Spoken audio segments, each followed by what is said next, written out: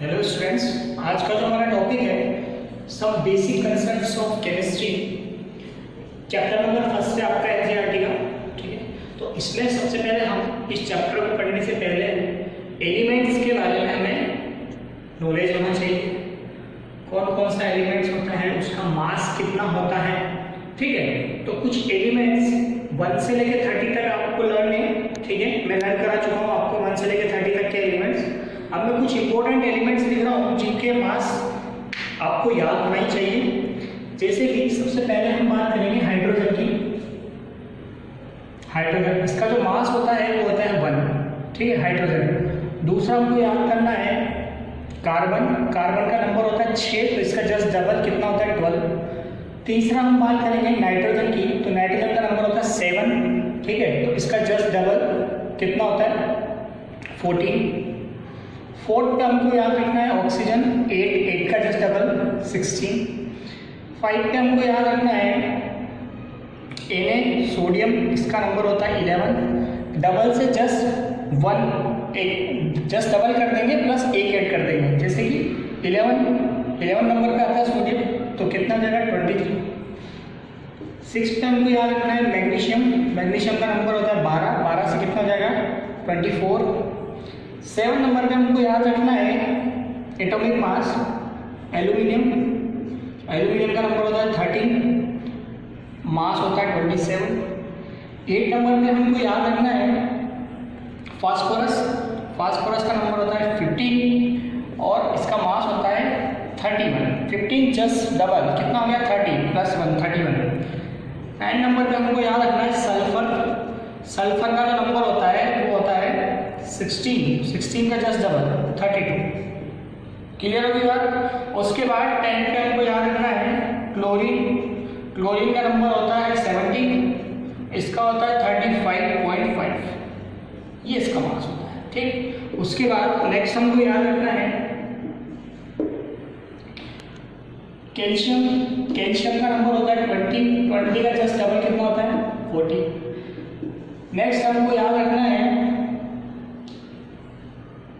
Argon. Number कितना होता है 18, इसका मास भी कितना होता है 40। ठीक है, 13 नंबर पे। क्लियर हो गया। उसके बाद हमको याद रखना है स्कैंडियम। नंबर कितना होता है इसका 21। याद है, मैंने आपको याद करा था साइंस टीचर विनीता कुमारी मन फेकोनी क्यों झगड़ दी, तो उसमें स्कैंडियम का नंबर आता है 21। तो इसका जो मास बोलेंगे हम कितना हो जाएगा 45। 21 का जस्ट डबल कितना होता है 21 का जस्ट डबल होता है कितना होता है बताओ 42। 42 में जस्ट 3 ऐड करना है, कितना ऐड करना है 3। 14 Ti टाइटेनियम, इसका नंबर होता है 22। ठीक है, तो इस वाली क्वांटिटी में 3 ऐड कर देंगे तो कितना जाएगा 48। ठीक है, इसके बाद वेनेडियम, इसका नंबर 23, इसमें वापस अगेन 3 ऐड कर देंगे 48 है, 3 ऐड कर देंगे तो कितना हो जाएगा 51। फिर साइंस टीचर विनीता कुमारी सीआर का नंबर 24 होता है, तो इसका जो मास होगा वो कितना हो जाएगा, देखो यहाँ से 3 ऐड कर दें 21 में, इसका जस्ट डबल कितना होता है 42। ठीक है, 42 में 3 ऐड कर देंगे, फिर 45 में 3 ऐड कर देंगे, फिर 48 में फिर 3 ऐड कर देंगे, फिर 51 के जस्ट बाद 52 आता है। क्लियर। फिर 70 नंबर पे आएगा Mn। नंबर आता है 25, इसका जो मास होता है 55 होता है। ठीक है, उसके बाद 18 नंबर पे हमको याद रखना है आयरन Fe का नंबर कितना होता है 26। तो यहाँ पर Mn का 55 था तो जस्ट एक ज़्यादा 56 हो जाएगा इसका। ठीक है, फिर हमको याद रखना है इसमें जिंक का Zn का नंबर होता है 30, या फिर CO का लिख लेते हैं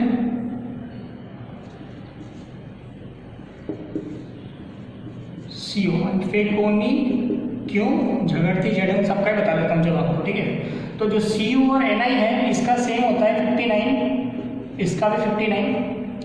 ठीक है, CO और Na का। और जो Cu होता है इसका जो एटॉमिक मास होता है कितना होता है, देखो यहाँ पे इसका नंबर होता है 29, ठीक है। तो ये होता है यहाँ पे इसका जिंक का होता है Zn का 30, तो 30 का जस्ट डबल कितना हुआ 60 में 5 ऐड कर दो तो ये हो गया 65, और 65 से 1 कम कर दो तो कितना हो गया 64। क्लियर होगी बात। तो ये कुछ एलिमेंट्स जो हमने लिखे हैं यहाँ पे, इनके मास हमको याद रखने हैं, वेरी वेरी इंपॉर्टेंट है। क्योंकि देखिए क्या है ना, जब हम इस चैप्टर को डील करेंगे तो हमको ये सारे के सारे मास हमको यूज होने वाले हैं, ठीक है। क्या होता है कभी कभी तो क्वेश्चन में मास दे देता है, लेकिन कुछ एलिमेंट ऐसे भी हैं जिनका मास क्वेश्चंस में आपको मेंशन नहीं होगा, तो उनका हमको याद होना चाहिए। क्लियर होगी बात। हमारा टॉपिक है क्या, लॉज ऑफ केमिकल कॉम्बिनेशन, ठीक है। लॉज ऑफ केमिकल कॉम्बिनेशन में सबसे पहला लो है कंजर्वेशन ऑफ मास। ये हम 9th क्लास में डिस्कस कर चुके हैं पहले से, लेकिन एक और बार देखो, कंजर्वेशन ऑफ मास जो दिया था वो किसने दिया था, इट इज़ गिवन बाय लवेजियर। लवेजियर एक साइंटिस्ट का नेम है जिसने कंजर्वेशन ऑफ मास को दिया था। तो कंजर्वेशन ऑफ मास क्या बोलता है, जो मास होता है neither be created not be destroy, it can be change one form to another form. Means mass neither be created not be destroy but can be change from one form to another form. मतलब कि मास को क्या कर सकते हैं हम, ना तो क्रिएट कर सकते हैं और ना ही क्या कर सकते हैं हम उसको डिस्ट्रॉय कर सकते हैं। बस एक फॉर्म से दूसरी फॉर्म में क्या कर सकते हैं हम उसको ट्रांसफर कर सकते हैं। तो इस लॉ के अकॉर्डिंग जो मास ऑफ रिएक्टेंट होता है वो बराबर होगा मास ऑफ प्रोडक्ट के, क्योंकि ना तो हम क्रिएट कर सकते हैं ना ही क्या कर सकते हैं डिस्ट्रॉय कर सकते हैं। जैसे कि हमारे पास एग्जांपल के लिए एक रिएक्शन है CaCO3, इसको हीट कर रहे हैं और हीट करने से ये दे रहा है CaO + CO2, ठीक है। तो according to conservation of mass, mass neither be created not be destroy but it can be change one form to another form. तो जैसे कि हम यहाँ पे देखेंगे CaCO3, तो हमने अभी थोड़ी देर पहले Ca का मास हमने देखा था, कितना Ca का आया था 40, कार्बन का मास कितना देखा था हमने 12, ऑक्सीजन का मास कितना देखा था हमने 16, और ऑक्सीजन है कितना 3, तो 16 × 3 48। तो जब हम इसको ऐड करेंगे तो कितना जाएगा 100 ग्राम। तो CaCO3 है कितना हमारे पास 100 ग्राम। तो इससे क्या बन रहा है CaO + CO2। तो CaO मतलब कि ये भी पूरा जो प्रोडक्ट है ये भी कितना होना चाहिए 100 ग्राम होना चाहिए, अगर कंजर्वेशन ऑफ मास को फॉलो करेगा तो देख लेते हैं हो रहा है कि नहीं हो रहा है। तो यहाँ पे कैल्शियम का अगेन कितना हो गया 40, ठीक है, प्लस ऑक्सीजन कितना है 16, ठीक है, ये कितना हो जाएगा 56 ग्राम। CO2 C का कितना होता है 12 ग्राम, और ऑक्सीजन का कितना होता है 16 × 2 32। तो इसको ऐड करेंगे कितना हो जाएगा 44। तो 56 + 44, यहाँ पे मैंने डायरेक्ट लिखा है 56 + 44 कितना होता है 100 ही होता है। तो यहाँ पर mass of reactant is equal to क्या हो रहा है मास ऑफ प्रोडक्ट। मीन्स ये जो रिएक्शन है वो किसको फॉलो करी, कंजर्वेशन ऑफ मास। तो फर्स्ट लॉ क्या था कंजर्वेशन ऑफ मास, ये क्या बोलता है कि मास जो है neither be created not be destroyed but it can be change one form to another form. Second आता है हमारे पास कांस्टेंट प्रोपोर्शन लॉ। तो कांस्टेंट प्रोपोर्शन लॉ क्या बोलता है, ये जो दिया था वो दिया था जोसेफ प्रॉस्ट ने, ठीक है। तो ये क्या बोलता है constant proportion law, a chemical compound always consist same element in a same proportion of mass, that is called constant proportion law, ठीक। मीन्स अगर हम इस लॉ को समझेंगे तो क्या होता है, जैसे कि मान लो कोई भी केमिकल कंपाउंड है, जैसे कि हम बात कर रहे हैं वाटर की, तो हम वाटर कोई सा वाटर मीन्स ये रायगढ़ का वाटर, कोई सा भी वाटर ले, चाहे रायगढ़ का लो, चाहे कोटा का लो, चाहे मुंबई का लो, चाहे ऑस्ट्रेलिया का लो, कहीं का भी वाटर लो। तो इसके अंदर क्या है, हम क्या देखेंगे, जो वाटर का जो मॉलिक्यूल्स है इसके अंदर जो हाइड्रोजन का मास है वो कितना मास है हाइड्रोजन का 2, क्योंकि एक हाइड्रोजन का मास एक होता है, तो 2 का कितना हो जाएगा 2। सेम ऑक्सीजन का मास कितना है इसमें 16। तो जब इसको सिंपलेस्ट फॉर्म में लिखेंगे तो कितना हो जाएगा, ये कितना हो जाएगा 1:8। ये क्या है बाय मास। तो वाटर चाहे कोई सा भी हो उसमें जो बाय मास का जो रेशो होगा वो 1:8 का ही होगा। कोई सा भी वाटर ले चाहे, मास का रेशो कितना होगा फिक्स, कितना 1:8। अगर हम बाय वॉल्यूम देखेंगे तो यहाँ पे हाइड्रोजन के कितने एटम है 2 एटम, तो कितना हो जाएगा 2:1। ये क्या है, बाय वॉल्यूम, ये बाय वॉल्यूम का रेशो। तो वाटर चाहे कोई सा भी लेंगे उसमें बाय मास रेशो बोले या बाय वॉल्यूम रेशो बोले, हमेशा क्या होगा, फिक्स होगा। क्लियर होगी, वो चेंज नहीं होगा। एक और एग्जांपल देख लेते हैं, एग्जांपल नंबर सेकंड, जैसे कि CO2। तो CO2 में अगर बाय मास रेशो देखेंगे तो कार्बन का मास कितना होता है 12, ऑक्सीजन का मास कितना होता है 16, 16 इंटू ऑक्सीजन है कितना 2 टाइम्स, तो कितना होगा 32। तो इसको सिम्पलेस्ट फॉर्म में लिखेंगे तो कितना जाएगा 3:8। ये क्या है, बाय मास। क्लियर। और बाय वॉल्यूम देखेंगे तो कितना जाएगा 1:2 बाय वॉल्यूम। क्लियर है। थर्ड लॉ है हमारे पास, law of multiple proportion, important law है। It is given by John Dalton.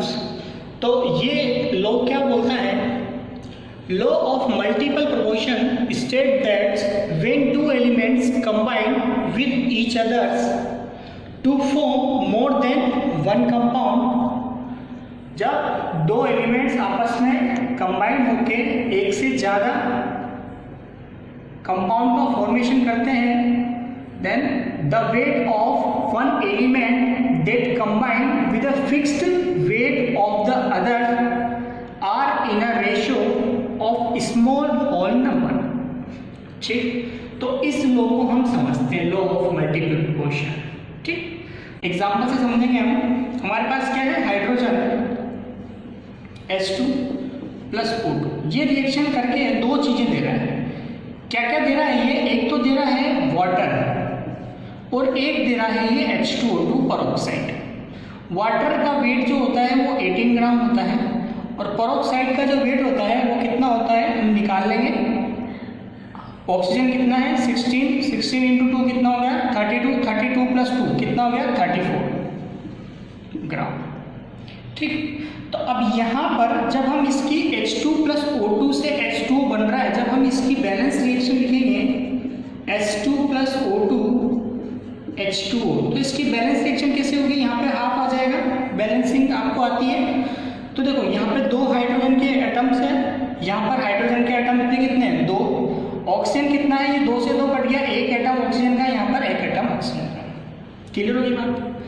अब अगर हम दूसरी रिएक्शन की बात करेंगे H2 प्लस O2, ये क्या दे रहा है H2O2। इसमें तो बैलेंसिंग का कोई प्रॉब्लम ही नहीं है, क्योंकि यहाँ पे 2 एटम हाइड्रोजन के, यहाँ पे 2 एटम ऑक्सीजन के, यहाँ पे 2 एटम हाइड्रोजन और 2 एटम ऑक्सीजन के। क्लियर है बात। तो ये रिएक्शन नंबर 1 है और ये रिएक्शन नंबर 2। अब रिएक्शन नंबर 1 और रिएक्शन नंबर 2 में क्या डिफरेंस है, देखो इधर समझेंगे। जो रिएक्शन नंबर फर्स्ट है उसमें हाइड्रोजन की बात कर रहा हूँ मैं और ऑक्सीजन की। तो यहाँ पर हाइड्रोजन H2 दे रखा है, यानी कि हाइड्रोजन का कितना वेट है 2 ग्राम और ऑक्सीजन कितना है हाफ O2 है, मीन्स ये कितना हो गया 16 ग्राम। सेम सेकेंड रिएक्शन के अंदर हाइड्रोजन का जो वेट है, देखो इधर, देखो फर्स्ट वाले केस में हाइड्रोजन का वेट कितना दे रखा है 2 ग्राम, क्योंकि एक हाइड्रोजन का कितना होता है 1 ग्राम, 1 इंटू 2। दूसरा ऑक्सीजन का वेट कितना दे रखा है 16 ग्राम, क्योंकि 2 से 2 कट जाएगा तो एक ही ऑक्सीजन का एटम है, तो एक ऑक्सीजन के एटम का मास कितना होता है 16। सेम अगर केस नंबर सेकंड में देखेंगे, दूसरी वाली रिएक्शन में देखेंगे तो यहाँ पर 2 ग्राम है अगेन हाइड्रोजन का वेट और ऑक्सीजन का कितना है 32। तो इधर देखो हाइड्रोजन का वेट है 2 ग्राम और ऑक्सीजन का कितना है 32 ग्राम। इससे क्या बन रहा है 18 ग्राम वाटर, 18 ग्राम क्या है H2O, और इससे क्या बन रहा है 34 ग्राम H2O2। यही थे हमारे पास रिएक्शन। तो यहाँ पर अब देखो इस रिएक्शन, इसमें क्या बोल रहा है, स्टेट क्या बोल रहा है, law of multiple proportion state that when two elements combine, 2 elements कौन कौन से, हाइड्रोजन और ऑक्सीजन जब कंबाइन कर रहे हैं with each other to form more than 1 compound, तो एक से ज्यादा कंपाउंड बना रहे हैं, एक तो वाटर बना रहा है और एक H2O2 पेरोक्साइड बना रहा है ना, H2O2 को पेरोक्साइड बोलते हैं। फिर इसके बाद क्या लिखा है, the weight of 1 element that combine with a fixed weight of the other elements. यानी कि देखो इस केस में क्या है, फर्स्ट में हाइड्रोजन का वेट कितना है 2 ग्राम, इसमें नीचे वाले केस में भी हाइड्रोजन का वेट कितना है 2 ग्राम। तो यहाँ पर जो हाइड्रोजन जो है उसका वेट क्या है फिक्स है दोनों केसों में, ऊपर भी हाइड्रोजन का वेट फिक्स होना चाहिए और नीचे वाले केस में भी हाइड्रोजन का वेट जो है वो क्या होना चाहिए फिक्स होना चाहिए। ठीक है, उसके बाद क्या लिखते हैं are in a ratio of small bond number. अब देखो, अब अगर हम दूसरे वाले अदर ऑक्सीजन की बात करेंगे तो ऑक्सीजन कितना है इस वाले केस में 16 ग्राम और इसमें कितना है 32 ग्राम। तो इसका अगर अपन रेशियो निकालेंगे 16 रेशियो 32 तो इससे कितना हो जाएगा सिंपलेस्ट होल नंबर में कितना हो जाएगा 1:2। तो 1:2 क्या है इसका सिंपलेस्ट होल नंबर रेशियो है एकदम स्मॉल। ठीक है, तो इसका मतलब क्या है ये लोग क्या बोलता है कि अगर दो एलिमेंट्स आपस में कंबाइन करके दो अलग अलग कंपाउंड बनाते हैं तो एक एलिमेंट का जो मास होता है वो कैसा होना चाहिए सेम होना चाहिए, जैसे कि इस वाले केस में है 2 ग्राम। ठीक है, और जो अदर एलिमेंट है जो इससे कंबाइन कर रहा है उसका जो मास का जो रेशियो है वो कैसा होना चाहिए स्मॉल होल नंबर। ठीक है, जैसे कि हमने इसका मास निकाला 16:32 तो ये कितना है 1:2। क्लियर है। सेकंड एग्जांपल नंबर सेकंड समझेंगे हम। एक तो समझ में आ गया आपको, एक और एग्जांपल में समझाता हूँ। जैसे कि मान लो हाइड्रोजन जानते हो, हाइड्रोजन और कार्बन मिलके बहुत सारे कंपाउंड्स का फॉर्मेशन करते हैं। तो यहाँ पर हाइड्रोजन और कार्बन कंबाइंड होके दो कंपाउंड बना रहे हैं, एक बना रहा है CH4 और एक और बना रहा है C2H6। CH4 का नाम है मीथेन है ना, इसका नाम है इथेन। क्लियर है। तो इसका जो वेट है वो है 16 ग्राम और इसका जो वेट है वो कितना है 30 ग्राम। ठीक है, अब इसके अंदर हम क्या देख रहे हैं, अब हाइड्रोजन को देख रहे हैं ना, ये H2 प्लस C ये मिलके क्या बना रहा है CH4 बना रहा है और H2 प्लस C मिलके क्या बना रहा है C2H6। ठीक है, तो अब देखेंगे यहाँ पर क्या हो रहा है, इसको बैलेंस कर लेंगे रिएक्शन फर्स्ट को, तो यहाँ पे 2 लिख दूंगा यहाँ पे, तो 4 हाइड्रोजन हो गए। अब इस वाली रिएक्शन को बैलेंस कर देंगे, तो इसको बैलेंस करेंगे तो यहाँ पे 2 आ जाएगा। ठीक है, और यहाँ पे हाइड्रोजन कितना आ जाएंगे 3 × 2 6, यहाँ पर भी कितने 6, कार्बन कितने 2, यहाँ पर भी कार्बन 2 है। क्लियर हो रही बात। तो अब इसको हम देखेंगे। तो फर्स्ट जो केस है इसमें हाइड्रोजन का जो मास है फर्स्ट रिएक्शन में, हाइड्रोजन का मास पहली वाली रिएक्शन में, इस फर्स्ट रिएक्शन की बात कर रहा हूँ, तो हाइड्रोजन का मास कितना है 1 हाइड्रोजन का कितना होता है 1, तो 2 का कितना हो जाएगा 2 और आगे कितना दे रखा है कोफिशिएंट 2, तो 2 × 2 कितना हो गया 4 ग्राम फर्स्ट रिएक्शन में। कार्बन का मास कितना है 16 ग्राम, सॉरी 12 ग्राम होता है कार्बन। क्लियर है, 12 ग्राम आप जानते हैं। केस रिएक्शन नंबर सेकंड के अंदर क्या हो रहा है, जो हाइड्रोजन का मास है वो कितना है 6 ग्राम। ठीक है, 2 ये हो गया और 3 ये, तो 2 × 3 कितना हो गया 6 ग्राम। इसमें कार्बन का मास कितना है, कार्बन का मास होता है 12 और 12 × 2 कितना हो जाएगा 24 ग्राम। क्लियर है, इससे कितना CH4 बन रहा है 16 ग्राम और यहाँ पर कितना ये बन रहा है C2H6 30 ग्राम।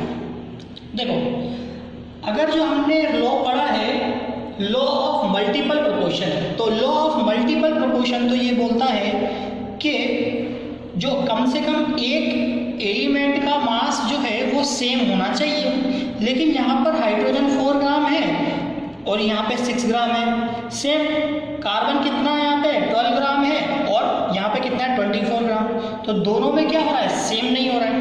तो ऐसा क्वेश्चन आपके पास आ सकता है एग्जाम में। ठीक है, तो अब हम क्या करेंगे, इस लॉ को फॉलो कराने के लिए हमको क्या करना पड़ेगा, कोई भी एक साइड क्या करनी पड़ेगी सेम करनी पड़ेगी। सेम मतलब सेम मास करना पड़ेगा कोई भी एक साइड।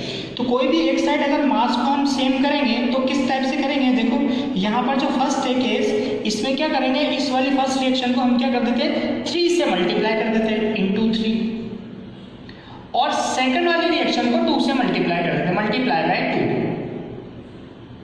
क्लियर है। तो जैसे ही हम रिएक्शन नंबर 1 को 3 से मल्टीप्लाई करेंगे तो यहाँ पर हाइड्रोजन कितना आ जाएगा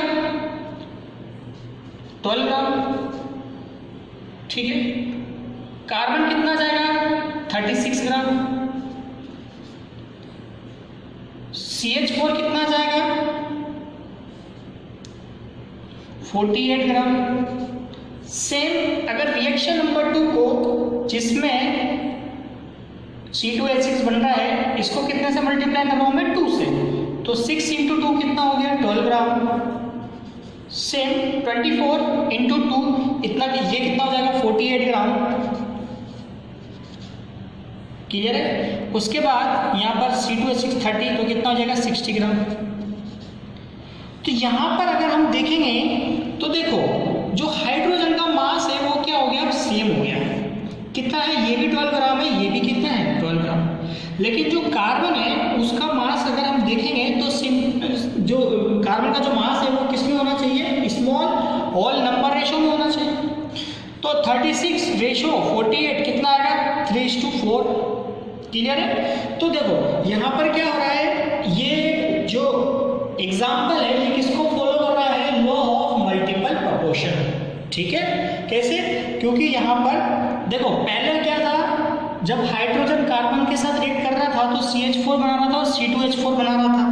लेकिन जब हमने देखा कि यार ये लॉ ऑफ मल्टीपल प्रोपोर्शन को फॉलो कर रहा है कि नहीं कर रहा, तो हमने देखा कि यार हाइड्रोजन का जो वेट था वो कितना था, इसमें 4 ग्राम, इसमें कितना आ रहा था 6 ग्राम, ठीक है। तो और कार्बन का जो वेट है वो कितना आ रहा था 12 ग्राम, और इसमें कितना आ रहा था 24 ग्राम। तो कोई भी वैल्यू क्या है, सेम नहीं है। तो हमने क्या करा है, किसी भी एक वैल्यू को सेम करने के लिए हमने क्या किया, इस फर्स्ट वाली जो रिएक्शन है इसको हमने 3 से मल्टीप्लाई कर दिया।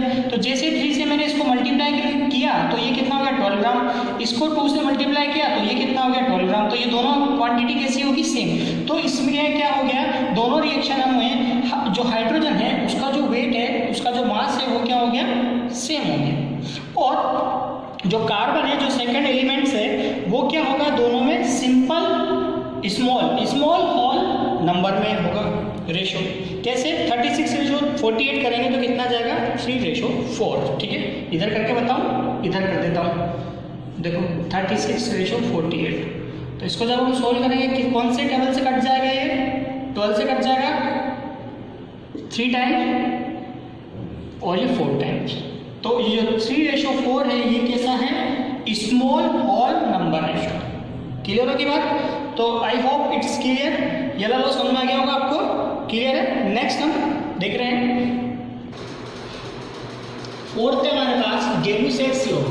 तो गै-लुसैक्स लॉ जो है वो किसने दिया था, जोसेफ लुईस गै-लुसैक्स, ठीक है, साइंटिस्ट का नेम ही है, ठीक है। तो गै-लुसैक्स लॉ क्या होता है, when gases combine or are produced in a chemical reaction they do so in a simple ratio by volume provided all gases are at the same temperature and pressure, clear है।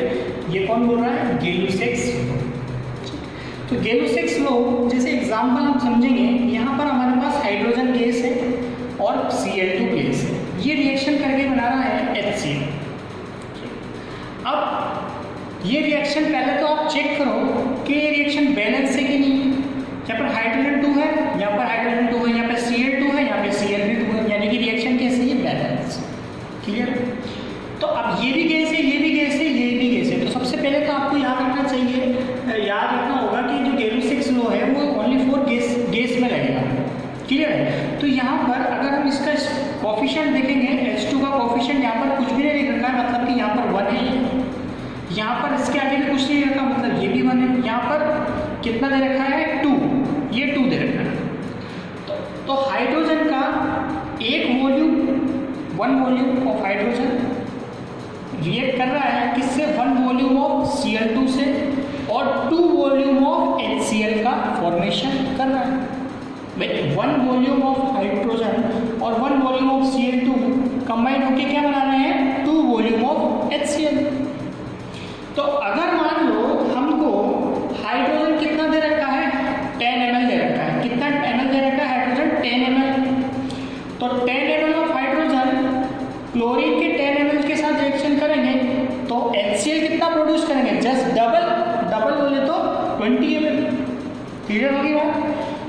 ठीक है, तो Galileo law समझ में आ गया। ये किसके लिए लगता है? सिर्फ गैसेस के लिए। ठीक है, जितना इसका स्टोइकियोमेट्रिक कोएफिशिएंट होगा उतना ही क्या होगा, उसके हिसाब से रिएक्शन होके प्रोडक्ट का फॉर्मेशन होगा। क्लियर है? इसको एग्जांपल से समझेंगे, न्यूमेरिकल से।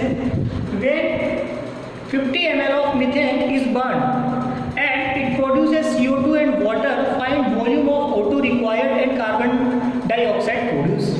ठीक है, देख लेते हैं। मीथेन इज बर्न, मीथेन का मतलब होता है, एग्जांपल किसको बोलते हैं? Methane, CH4। तो मीथेन को जब ऑक्सीजन की प्रेजेंस में बर्न करते हैं तो आप जानते हैं क्या बनता है? CO2 प्लस पानी और प्लस H2O प्लस हीट भी बनती है, हीट भी रिलीज होती है। तो अब सबसे पहले हम क्या करेंगे? इस रिएक्शन को बैलेंस करेंगे गैलिलियो लॉ लगाने के लिए। देखो CH4 क्या है? मीथेन। तो मीथेन क्या होती है? गैस होती है। फिर ऑक्सीजन क्या है? गैस, तो ये भी गैस है। CO2 कार्बन डाइऑक्साइड, ये भी गैस होती है। H2O लिक्विड है, वाटर। तो जो गैलिलियो लॉ लगेगा वो ओनली फॉर किसके लिए लगेगा? CH4, O2 एंड CO2 के लिए। तो सबसे पहले हम इस रिएक्शन को बैलेंस करेंगे। तो बैलेंस करेंगे तो कैसे? यहाँ पे कार्बन है, बैलेंस करना मैंने आपको सिखा रखा है। यहाँ पर एक कार्बन है, यहाँ पर भी एक कार्बन है। अच्छा, तो हाइड्रोजन कितने? यहाँ पे 4 है, यहाँ पे कितने हैं? 2 है। तो इसको 2 से मल्टीप्लाई कर देता हूँ। ठीक है, तो 4 हो गया, तो 2 ऑक्सीजन है और 2 ऑक्सीजन इधर है, 4 ऑक्सीजन इधर है। तो इसमें 4 ऑक्सीजन करने के लिए क्या करूँ? 2 कर देता हूँ। 2 × 2 4 ऑक्सीजन हो गया। मीन्स ये रिएक्शन क्या होगी? बैलेंस। अब गैलिलियो लॉ किसके लिए लगेगा? सिर्फ गैसेस के लिए। तो यहाँ पर बोल रहा है व्हेन 50 ml ऑफ मीथेन, देखो इसका स्टोइकियोमेट्रिक कोएफिशिएंट कितना है? 1। ठीक है, तो इसका 1 वॉल्यूम ऑक्सीजन के 2 वॉल्यूम के साथ रिएक्शन कर रहा है और CO2 का कितना वॉल्यूम बना रहा है? 1 वॉल्यूम। स्टोइकियोमेट्रिक कोएफिशिएंट कितना है? 1। तो अब इसने दे रखा है कि 50 ml ऑफ मीथेन है। कितना है मीथेन? 50 ml। इसका वॉल्यूम कितना है? 50 ml। तो अगर 50 ml CH4 होगा तो ऑब्वियसली बात है ऑक्सीजन कितना होगा? 100 ml। और अगर O2 100 ml है मीन्स CO2 कितना बनेगा? 50 ml। क्लियर होगी ना? तो ये न्यूमेरिकल है, तो इससे आपको समझ में आ गया कि O2 रिक्वायर्ड, O2 कितनी रिक्वायर्ड होगी? 100 ml O2 रिक्वायर्ड होगी इसमें क्वेश्चन में है। वॉल्यूम ऑफ O2 तो इधर लिख लेंगे, वॉल्यूम ऑफ O2 रिक्वायर्ड कितना है? O2 का वॉल्यूम 100 ml। और कार्बन डाइऑक्साइड प्रोड्यूस, तो volume of CO2 produce, volume of CO2 produced, कितना CO2 प्रोड्यूस हो रहा है? 50 ml। तो ये इसका न्यूमेरिकल है। क्लियर है? फिर क्या हमारे पास? एवोगाद्रोस लॉ। तो एवोगाद्रोस लॉ जो है ये किसने दिया था? एवोगाद्रो नाम के साइंटिस्ट। ठीक, तो ये लॉ क्या बोलता है? Equal volume of all gases at the same temperature and pressure should contain equal number of molecules. Clear है? क्या बोलता है ये कि equal volume of all gases at the same temperature and pressure should contain equal number of molecules. ठीक है, तो इसको एग्जांपल से समझेंगे हम। जैसे मान लो हमारे पास 3 कंटेनर है, जैसे छोटे छोटे, ये 1 है, ये 2 है और ये 3रा। इसमें जो गैस भरी हुई है, देखो ये A है, ये है नाइट्रोजन N2, ये है O2 और इसके अंदर जो गैस है वो है H2। ये B कंटेनर है और ये C कंटेनर। इस कंटेनर का जो वॉल्यूम है वो है 5 ml कैपेसिटी। इसका भी कितना है? 5 ml और इसका भी कितना है? 5 ml। क्लियर है? हमारे पास 3 कंटेनर है, A, B and C। A में क्या भरा हुआ है? Nitrogen gas. B में क्या भरा हुआ है? Oxygen gas. और C में क्या फील्ड है हमारे पास? Hydrogen gas. तो अगर same temperature and same pressure है, if same temperature and same pressure, अगर हमारे पास 3 कंटेनर है जिसका वॉल्यूम कितना है, फिक्स है। कितना वॉल्यूम है, 5 ml, 5 ml या 5 ml, ठीक है, तीनों का वॉल्यूम कितना है, फिक्स है। और अगर कंडीशन भी सेम है, मीन्स सेम टेम्परेचर है और सेम ही क्या है, प्रेशर है, इसका भी सेम टेम्परेचर सेम प्रेशर है, जो भी वैल्यू है टेम्परेचर और प्रेशर की, इसका भी सेम टेम्परेचर और प्रेशर है, इसका भी सेम टेम्परेचर और प्रेशर की वैल्यू इक्वल है, तो क्या होगा, जो नंबर ऑफ मॉलिक्यूल्स है वो क्या होंगे, वो तीनों कंटेनर के अंदर इक्वल प्रेजेंट होंगे। क्लियर है? जैसे कि अगर इसके अंदर n नंबर ऑफ मॉलिक्यूल्स है फर्स्ट वाले में, तो इसमें भी n नंबर ऑफ मॉलिक्यूल्स होंगे, इसमें भी n number of molecules present होंगे गैस के। क्लियर होगी बात? समझ में आ गया? तो ये था एवोगाड्रोस लॉ। क्लियर?